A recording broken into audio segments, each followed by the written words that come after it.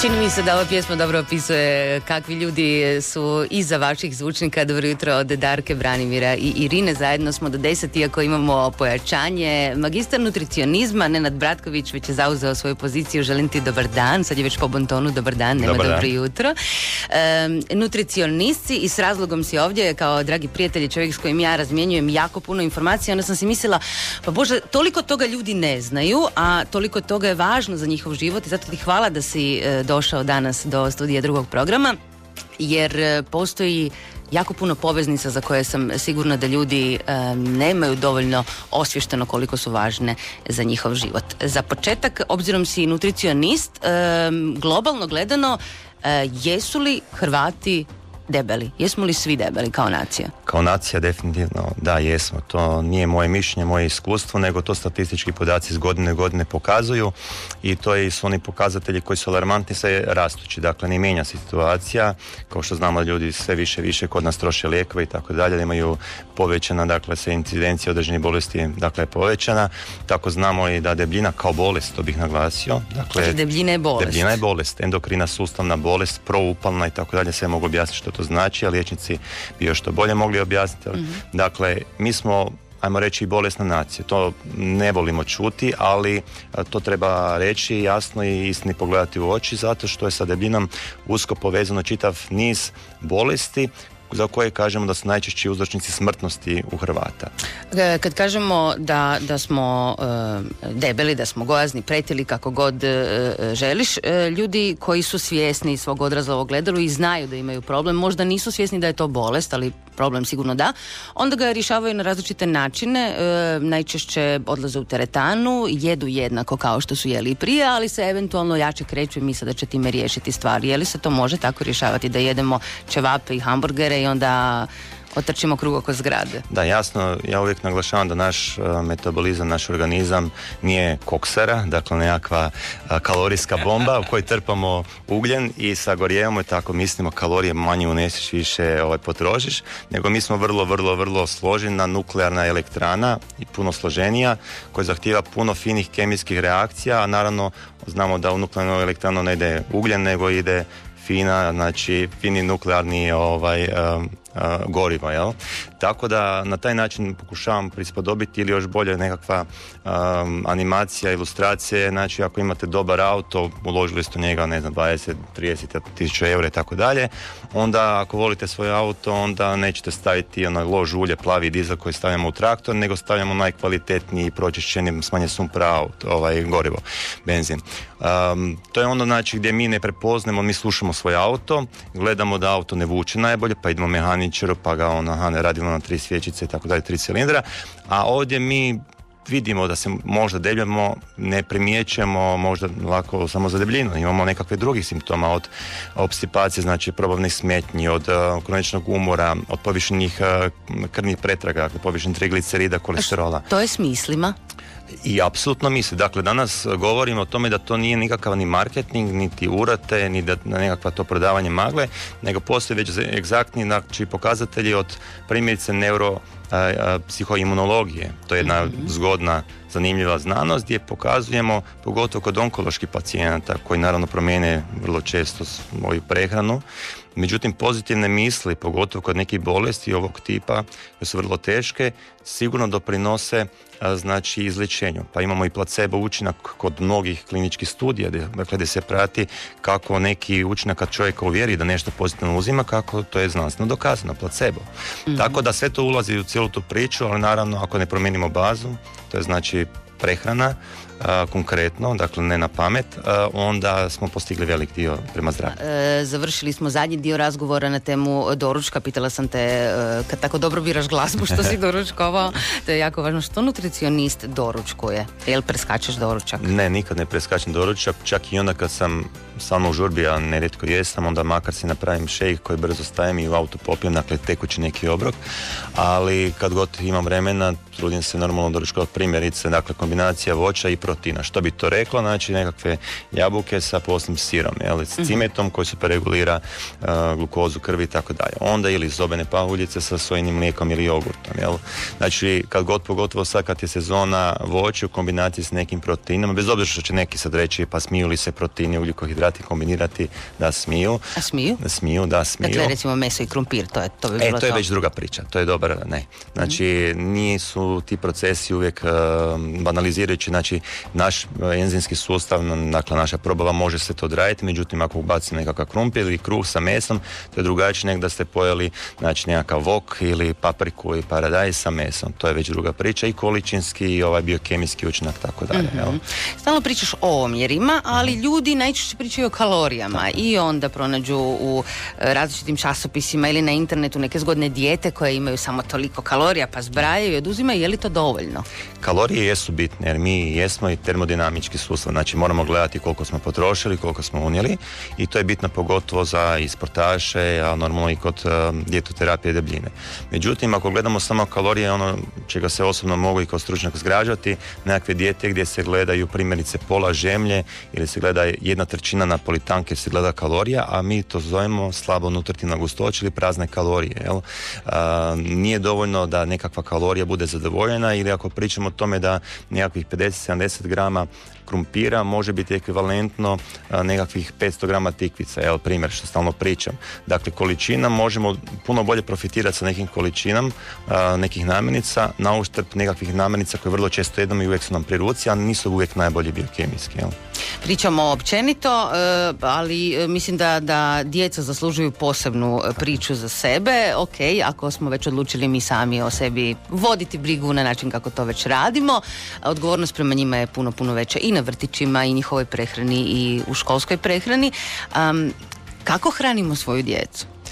Pa evo, to bi stavio kao i u odrasloj dobi, pogotovo roditeljima, te dvije krajnosti. Znači, ili su roditelji ortoreksičari, znači toliko panično gledaju sve na prehranu djetetu brane do 5. godine da ne smije probati tortu, pa dijete dođe jadno u vrtić, to je moj osoban stav, pa nije nikad probalo čokoladnu tortu jer ne smije, jer je to, ne znam, kemija, a s druge strane imate roditelja koji hrane, eto, ne bih rekao samo da su svi socijalni slučajevi, jer naravno moramo biti tu osjetljivi, nego jednostavno nemaju informacija i svejedno što dijete jede. Dakle, od pašteta, od bijelih dakle, peciva, jutro bijelog kruha i tako dalje.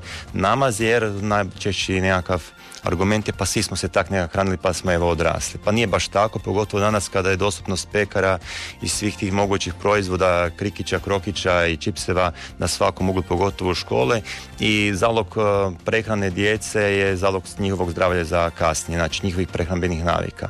Dijete treba probati sve i svašta, međutim ako mu uporno nudite ili više puta nudite nešto što mu je ukusnije, svima nam je ukusnije, možda slađe i tako dalje, pa neće probati voćko, jel?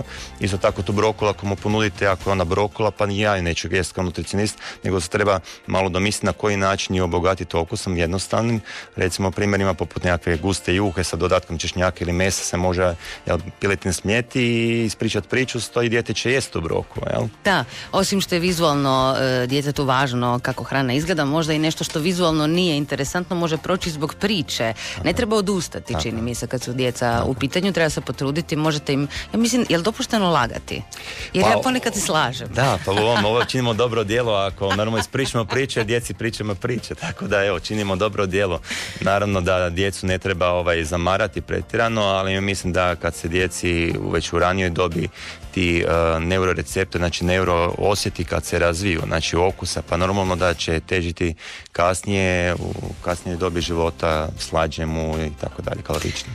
Roditelji obično trude se oko djece, vrlo vjerojatno svi podjednako puno, no misle si da su priče o takozvanoj zdravoj prehrani nešto što oduzima previše vremena, a vremena nitko danas nema, i da je to nešto što oduzima puno više novca, a toga isto tako nema. Je li zaista zdrava prehrana ta kombinacija da ti treba više vremena i više novca ili je stvar promjene navike? Da, to je vrlo često nekakva predrasuda za koju sam mislio, ti nutricionisti stalno izmišljaju toplu vodu, ne mogu se s sobom dogovoriti, pa to je nekakva pretenciozna, ne uistinu. Banalni primjer, kad je krenula ova recesija financijska, pa sam kolege s televizije zamolili da prikažem kakav bi to bio recesijski obrok, jel?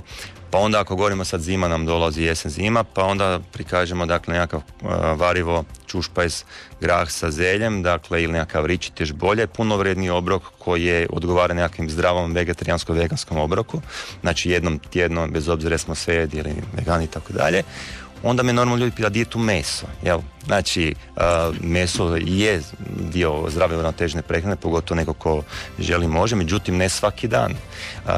I naravno imate situaciju da možete jesti za 5-6 kuna kupiti si ribice, naravno cijedi to na višak ulja ili sad imamo i salamura ili su sjedi ta salamura, gdje znači jedno serviranje ima više kalcija nego što može imati 2 čaše mlijeka, jel? Sardine, odnosno ribice. Ili može imati proteina što je adekvatno za jedan prosječan obrok, jel?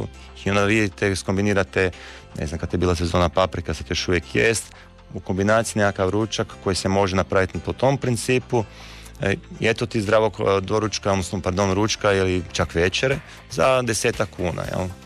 Dobar savjet i podsjetnik da je srdela, mislim, 25 kuna kilogram na placu. Moja obitelj može jesti, ja mislim, kilo srdele skoro mjesec dana. Imate za jedno 6 petaka minimalno, toliko o toj skupoći. Vrijeme je samo da svi počnemo razmišljati i percipirati stvari drugačije i onda će se roditi i ideje. 9:15, magistar nutricionizma Nenad Bratković danas je s nama, pričamo o važnosti prehrane, o tome kako su Hrvati zaista gojazna nacija. Magistar nutricionizma Nenad Bratković s nama je još 10 minuta. Doznali smo dosta toga, toliko imam pitanja u glavi i toliko toga bih htjela da otvorimo kao temu. Hrana kao lijek.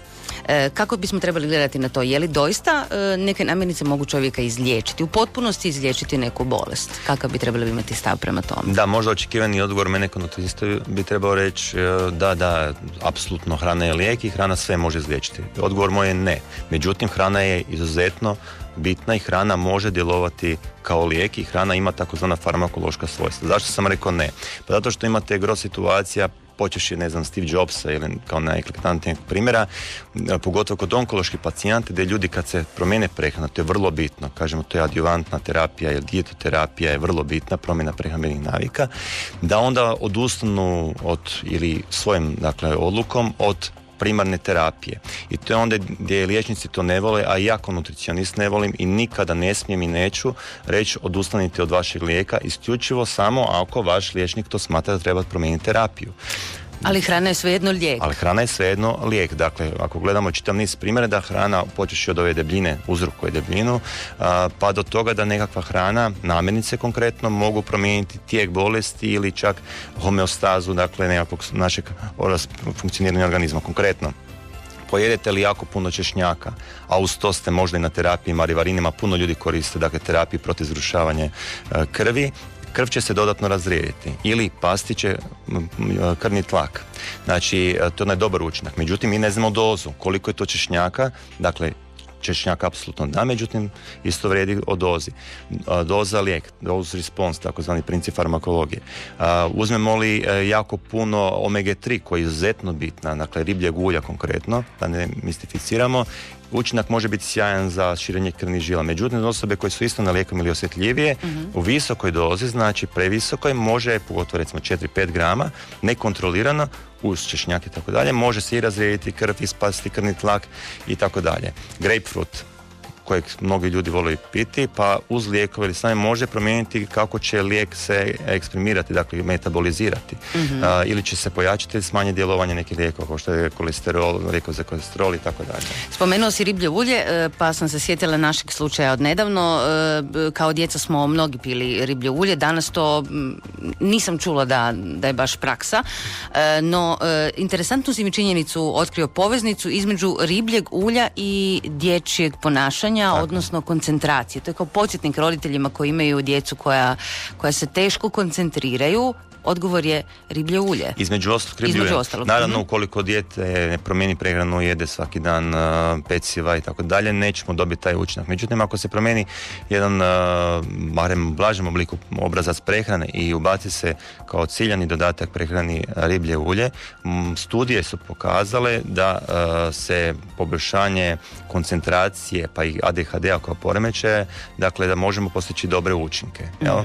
To je nešto o čemu treba progovarati i educirati komplementarne stručnjake, roditelje i ne na pamet. Dakle, ne se reći, riblje ulje, pa ajmo sad probati ili neku dozu koja neće dati učinak ili neka doza koja će stvoriti probleme. Tako da bi se trebalo savjetovati uvijek sa zdravstvenim stručnjakom, sa farmaceutom u ovom slučaju ili sa nutricionistom koji zna što govori, kako bi dijete, odnosno roditelji, imali dobar učinak. Dobar efekt. Ti si sa sobom ponio bočicu s nekom tekućinom. Što pije nutricionist koji zna što treba unositi u svoj organizam ujutro? Da, šalili smo se, nije rakija, nego je čista voda. Ja jako puno i volim piti, ja sam čajopija i sa svojih putovanja uvijek nosim puno čajeva, znači zeleni čaj i crni čaj, tu sam ljubitelj, to su čajevi, dakle ono što mi zovemo slijez, to su infuzije ili kamilica, voćni čajevi, to je sve super.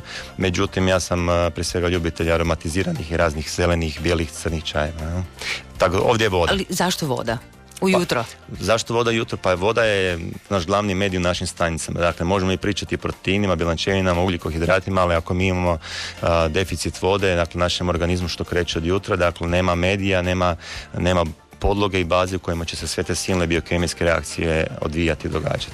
Ja se nadam da sad smo barem malo utjecali na to da promislite o općenito o onome što unosite u svoj organizam, jer sam sad počela sebe doživljavati kao motor, kao traktor, što sad stavljam dobro i razmišljam nakon ove naše emisije, ukoliko bilo tko poželi razgovarati s nutricionistom, dobiti savjet, recite mi, dobro, imam toliko i toliko godina, svi smo mi specifične jedinke, možemo li otići kod liječnika opće prakse i dobiti uputnicu za nutricionista? Pa rekao bih, dakle, da situacija nije kao što je vani, dakle da bi nutricionisti bili apsolutno uključeni u javno-zdravstveni sustav, što bi reklo da vi tražite uputnicu od doktora nutricionista i na račun zdravstvenog osiguranja dobijete uputnicu nutricionista. Međutim, postoji pozitivni pomaci kao što su ambulanta za liječenje debljine u KBC Zagreb, dakle gdje možete dobiti uputnicu za liječenje debljine u našem referentnom centru, ili pedijatrijska, dakle klinika kod nas u Klaiću gdje za pedijatrijske indikacije možete dobiti za dijete. Međutim, za nekakve općenite probleme, tipa imate povišeni krvni tlak, a ljudi mene često zove, nažalost, to je privatna inicijativa, dakle privatni sustav. Ja bi bio sretniji kao privatnik, dakle da osobe mogu doći na sustav, dakle da ja s tom osobom odradim ono što trebamo odraditi, da ga pratim, da ju pratim, a da zdravstveni sustav preventivno i sebi uštedi novac učini svoje. Ušteda za zdravstveni sustav bila bi ogromna, to se da izračunati, stručnjaci ekonomski bi to znali sigurno dobro napraviti, riječ o milijardama kuna uštede dugoročno. Međutim, tu su i određeni faktori koje treba uzeti u obzir, dakle koliko ljudi kome je u interesu da bude baš zdrava nacija, pa ne bi opet rekao da je apsolutno uvijek nekakva predrasuda da nekakvi lobiji su uvijek negativni, naravno da je u interesu ljudi i liječe. Međutim, trebamo naći balans kako da se dijetoterapija, odnosno nutricionizam, nutricionisti, educirani stručnjaci uključe taj čitav sustav. Da, ima puno primjera u svijetu kako se druge države nose sa tim problemima. Primjer Japana u kojem ukoliko ste pretili, dobijete od svog liječnika dijetu u sljedeća 3 mjeseca, ukoliko ju u potpunosti ignorirate, dobijete kaznu koju morate platiti, to je primjer recimo Japana. Obzirom vrijeme curi, a mislim da je važno, samo ću se na kratko vratiti na tvoju vodu koju piješ iz staklene boce. Poveznica između ambalaže i zdravlja ili recimo ponašanja kod djece, postoji li zaista? Pa postoje neke studije, dakle ne možemo danas govoriti konsenzus, i postoje studije koje govore taj prilog, ili još detaljnije možemo pričati ne samo ponašanje djece, nego prije svega zašto djeca možda ulaze ranije pubertet. Su neke indicije zašto je toliki porast raka karcinoma. Dakle, ne možemo reći da je to zbog toga, ali ako malo razmislimo, nekad, u 80-ima, 90-ima znamo da nismo imali toliko ambalažirane hrane, dakle, koje kupujemo. Danas je sve zapakirano neku plastiku ili podvrstu plastike i tako dalje. Tako da pogotovo nekakav je trend normalni marketinga i prodaje da se BPA free, znači bez bisfenola A, kao najčešćeg agensa koje može imati estrogenu aktivnost, dakle utječe na metabolizam hormona, ženskog pogotovo, pa imamo te boce koje su recimo bez tih štetnih materijala.